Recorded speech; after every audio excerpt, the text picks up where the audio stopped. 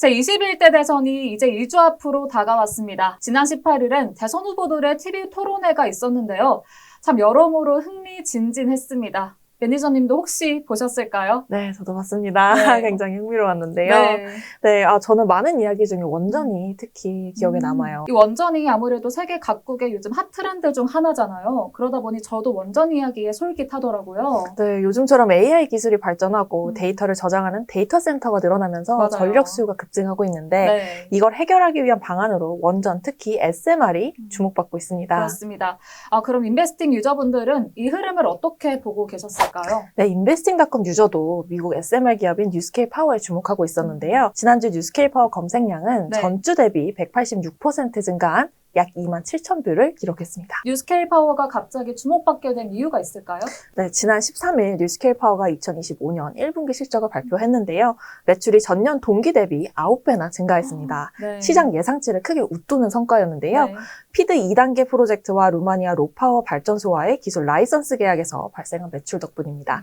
이날 주가도 하루 만에 약 22%나 올랐습니다. 네, 9배면 정말 상당한 호실적이잖아요. 그런데 아무래도 투자자 입장에선 이 실적만 보고는 투자를 하지 않을 것 같은데 또 추가적인 다른 요소가 있었을까요? 네, 맞습니다. 뉴스케일 파워는 미국 원자력 규제위원회로부터 승인을 받은 최초의 SMR 기업인데요. 2030년 상업 가동을 목표로 12개 모듈 생산에 착수했고요. 네. 앞서 언급한 루마니아 등 해외 프로젝트 외에도 데이터 센터 등 다양한 산업군과 협력하고 있다는 점도 공식적으로 언급됐습니다. 두산에너빌리티와도 협력을 한다고 들었습니다.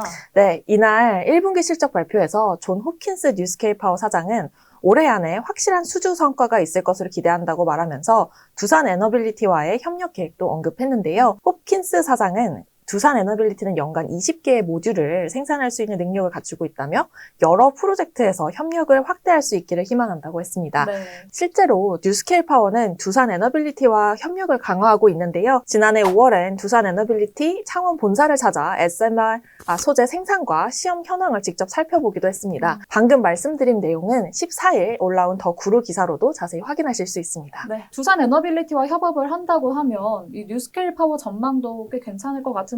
어떻게 보시나요? 네, 이미 구글, 아마존, 마이크로소프트 등 빅테크 기업들도 SMR 활용에 관심을 보이고 있고 뉴스케일 파워는 이들과의 협력 가능성도 공식적으로 언급했습니다. 네. 또 지난 4일 뉴욕타임스 보도에 따르면 트럼프 미국 대통령이 미국 원자력 발전 용량을 2050년까지 4배로 늘리는 행정명령을 준비하고 있는데요.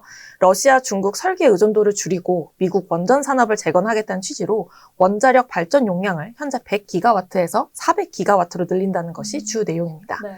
물론 아직 초안이라는 점에서 실제 행정명령과 차이는 있을 수 있습니다만 업계에서는 두산에너빌리티가 큰 사업 기회를 잡을 수 있을 것으로 보고 있습니다. 네. 이쯤에서 우리 시청자분들이 그래서 들어가 마라 이게 가장 궁금해하실 것 같은데 알려주실 수 있나요? 그럼요. 네. 네. 인베스팅닷컴 프리미엄 툴이 인베스팅 프로로 각 기업을 분석해 봤는데요. 우선 두산에너빌리티는 올해 순이익이 증가할 것이고 지난 한 주 동안 상당한 수익률을 기록했다고 분석했습니다. 그렇지만 현재 주가는 고평가되어 있어 약 30% 하락 여력이 있는 것으로 보고 있는데요. 두산에너빌리티의 적정 주가는 25,000원 선으로 진단했습니다. 네. 그럼 뉴스케일 파워는 어떤가요? 네, 뉴스케일 파워는 대차 대조표상 현금이 부채보다 많고 매출 총이익도 긍정적이며 지난 한 주 동안 상당한 수익률을 기록했다고 진단했습니다. 네. 적정 주가로는 25.51달러, 약 8.6%의 상승 여력이 있을 것으로 보입니다. 네, 아무래도 전 세계적으로 SMR 관련 소식들이 꾸준히 들어오고 있으니까요. 계속해서 주목해야겠습니다.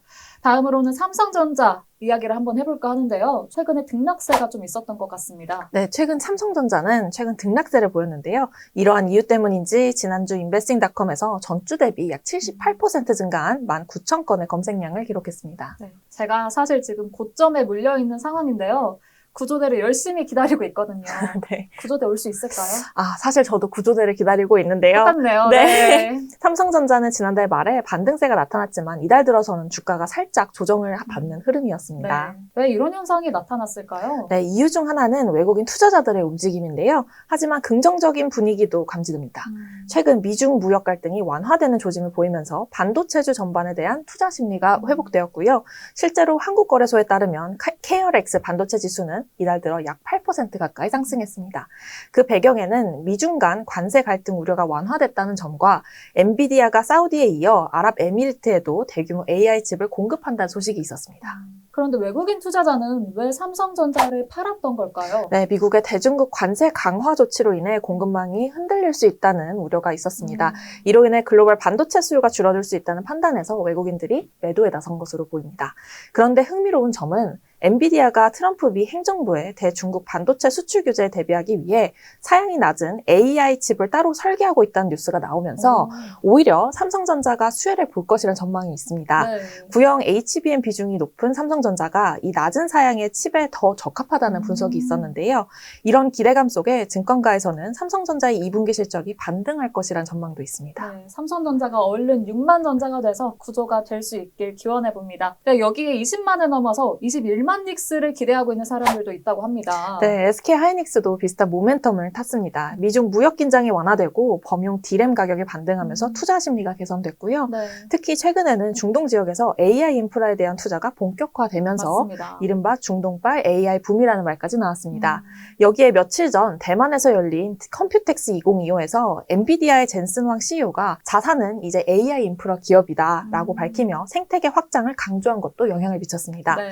이 발언 이후 지난 20일 장 초반 SK하이닉스의 주가는 4% 넘게 상승해 21만 원 선에 근접하는 흐름을 보이기도 했습니다. 네. 뿐만 아니라 젠슨 황 CEO는 SK하이닉스 부스를 방문해 젠슨 황은 SK하이닉스를 사랑해 라는 사인을 남기기도 했습니다. 네, SK하이닉스가 또 주목을 많이 받았을 것 같은데요. 흐름만 보면 이 삼성전자와 SK하이닉스의 전망이 괜찮아 보입니다. 근데 이 인베스팅 프로에서는 이 두 종목을 어떻게 분석하고 있는지 궁금한데요. 먼저 삼성전자를 보면요. 부채보다 현금 보유량이 많고 애널리스트 5명이 향후 수익 전망을 상향 조정한 상태입니다. 적정 주가는 82,000원대, 현재 주가 대비 약 47%의 상승 여력이 있는 것으로 분석됐습니다. 그럼 SK하이닉스는 어떤가요? 네, SK하이닉스는 매출 총이익률이 인상적인 수준이고요. 삼성전자와 마찬가지로 애널리스트 5명이 향후 수익을 상향 조정한 것으로 나타났습니다. 적정 주가는 29만 9천원 선, 현재 주가 대비 약 48.3%의 상승 여력이 있는 것으로 보입니다. 네, 이 두 기업 모두 전문가들이 긍정적으로 보고 있는 만큼 여러분들도 계속해서 관심 있게 보시면 좋겠습니다. 그런데 매니저님, SK하이닉스를 저희가 얘기를 하다 보니 떠오르는 회사가 또 하나가 있는데요. 바로 한미반도체입니다. 네. 네, 저희가 얼마 전에도 방송에서 잠깐 언급을 했었지만 SK하이닉스가 HBM3E 12단 제조 공정에서 한미반도체 장비를 전량 사용하다가 하나세미텍으로 이제 신규 협력사를 바꾸면서 공급망 다변화에 나섰다고 들었습니다. 당시 업계에서도 말이 좀 많았는데 요즘 분위기는 어떤가요? 그때 SK하이닉스가 한미반도체를 손절했다, 양사 간 갈등이 있다는 보도도 있었는데 네. 최근 분위기의 변화가 조금 있었습니다. 어땠나요? 네, 한미반도체가 SK하이닉스와 HBM 필수 제조 장비인 TC본더의 추가 공급 계약을 체결한 건데요.